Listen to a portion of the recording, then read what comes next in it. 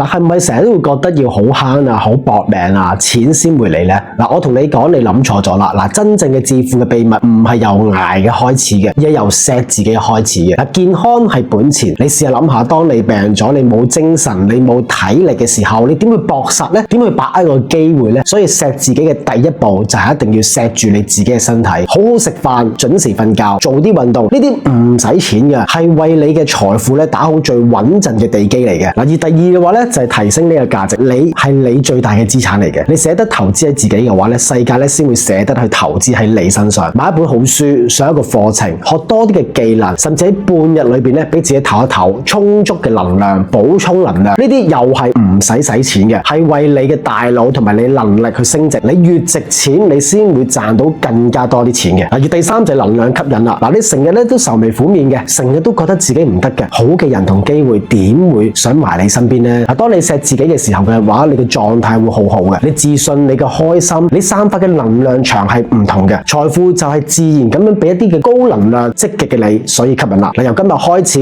應承自己每日至少做一件錫自己嘅事，可以係同自己講一啲嘅好讚美嘅說話，可以買扎花去氹下自己開心，可以係企硬嘅拒絕一啲嘅消耗你嘅人。記住，你點樣對待自己，世界就會點樣對待你。當你開心、真心愛錫自己嘅時候，你會發現唔單止財富，所有好嘅人同埋事物都會慢慢向你靠近，所以你要加油啊！